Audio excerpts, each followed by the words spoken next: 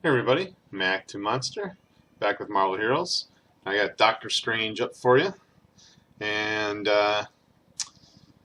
with the patch they finally released him. With a cursory look at him, though, I'm not so sold. The first thing to disappoint you is these 600 splinters. So if you're thinking about him, let that be one thing. He might be something to hope for in a random, and he's definitely a strange character for what Marvel Heroes has normally done.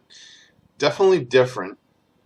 Um, so let's see. Let's take a look at his skills here.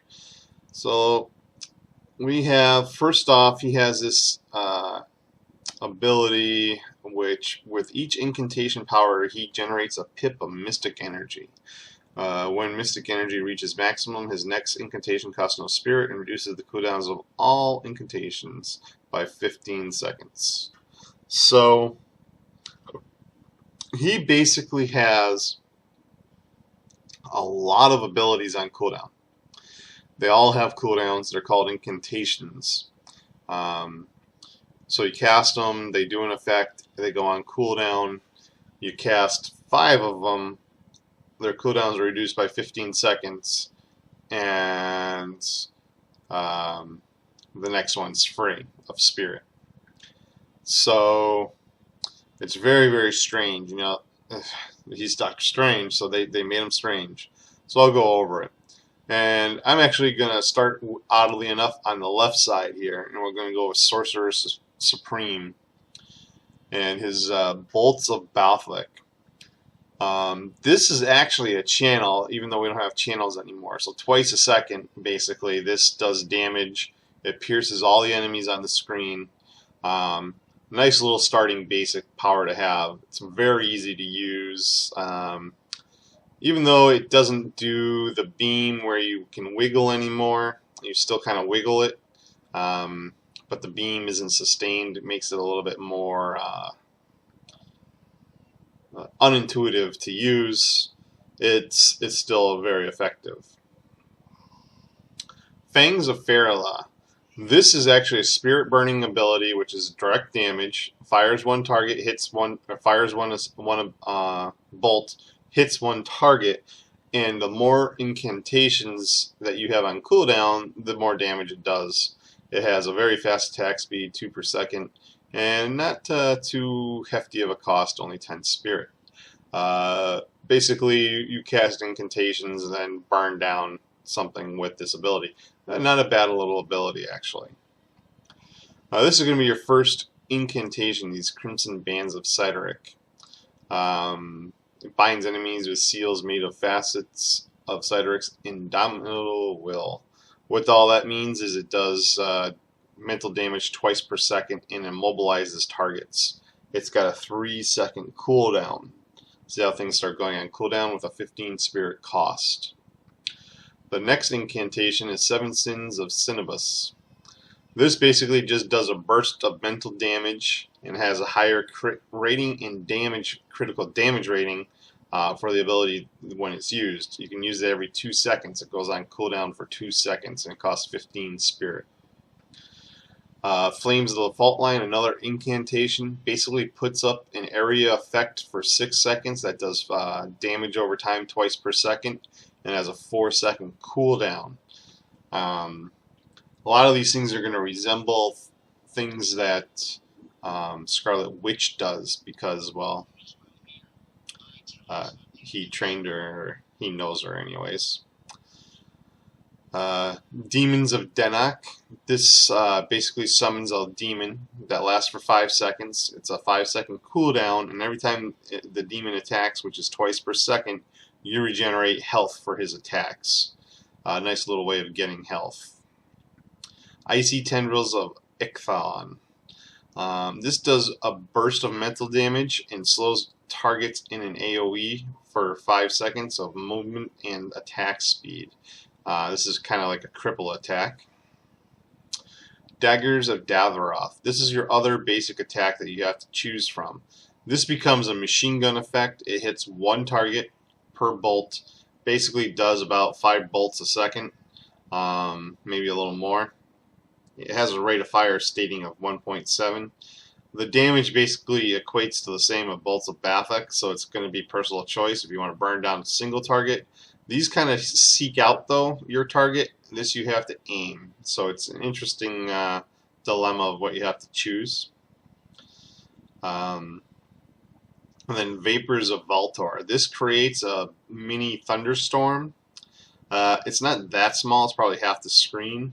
And then it does lightning damage per strike, so it's like having a little miniature storm, casting Thundering Maelstrom in an area. A nice duration, 8-second duration, a very long cooldown on this incantation of 25 seconds. So that might be a little too long for what you're getting. Now going into the Mystic Arts, these are going to be mostly incantations with buffs for your group. For instance, Winds of Watum, it does do mental damage, but it also gives you crowd control immunity. So if you get stuck, you can do some mental damage and break free of something. Mystic Levitation, not an incantation, but it lets you fly. Orb of Agamotto. This gives you bonus spirit, just like Scarlet Witch gets some bonus spirit. And then when you fill up on your mystic power there, enemies in the area, just like Daredevil, casts a vulnerability for enemies in your area. Shield of the Seraphim. This is an incantation that regenerates health, it negates damage, and it lasts for 3 seconds with a 10-second cooldown. 7 Rings of Ragador. This is another incantation. It has 100% projectile deflection, and it restores spirit per projectile deflected, and it lasts 3 seconds on a 12-second cooldown. So it's intended to be a spirit generator. Ancient Training. This is basically a defensive passive. Gives you defense, dodge, tenacity, and then if you're full of mystic energy, these effects are increased by 50% for 5 seconds once it hits full. And then Seal of the Vashante creates basically an AoE ward on the ground where if everybody's standing on it, they get damage rating, defense rating, and that lasts 8 seconds with a 12-second cooldown. Mystic Shift. This is a teleport. It does damage when you initiate the teleport. So where you're standing, there's a damage, and then you teleport to an area. So if you're getting surrounded and you're teleporting out of it, anything that's around you gets hit by it and stunned for 2 seconds. Like Scarlet Witch's teleport, it has a 0.5-second cooldown. So it's going to be a little bit tricky teleporting around that way. Dreamwalking, this is a passive. Gives you damage rating, crit rating, spirit cost reduction, and then again, effects are increased by 50% for 5 seconds when you reach maximum mystic energy.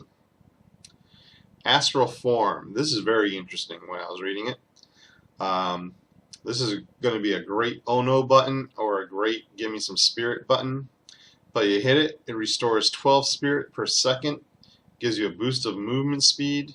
You can pass through enemies and objects while moving, and you cannot be harmed by attacks, but you also cannot use powers. This will last 3 seconds. That buff goes up if you put points into it. It's on a 20-second cooldown. Astral Projection. This also tethers to Astral Legion. You hit the button and it emits an astral projection of yourself, and it basically does mental damage with bolts of Balthek or daggers of Davaroth or fangs of Farala.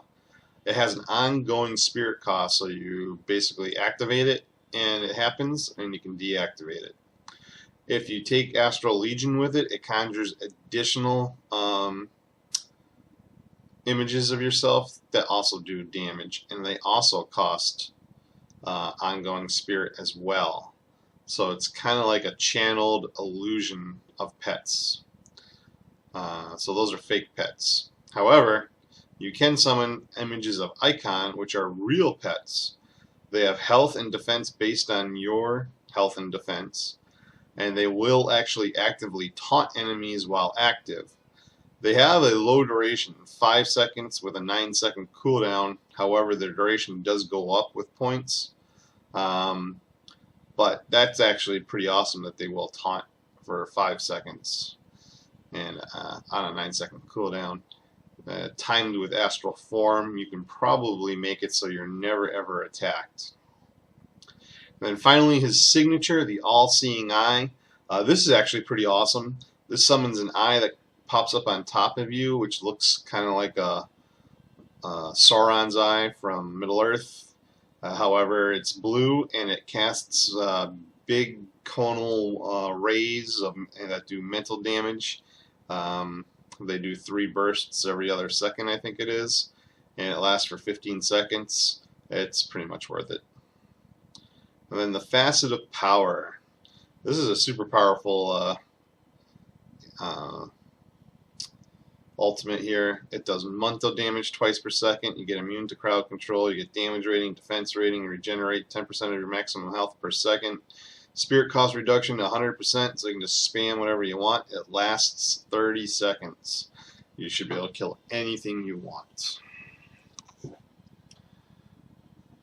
And let's see, as for stats, well, he gets a little bit more durable, but he's going to be pummeled till no tomorrow on 3 durability. He gets no more strength. Oddly enough, he's the one that doesn't get any more fighting either, so he's definitely going to be taking some damage. He gets fast, though. He gets a little bit faster. His energy goes through the roof. Looks like it tops out at Unearthly, so you won't have to do anything with energy. At least until they fix stats.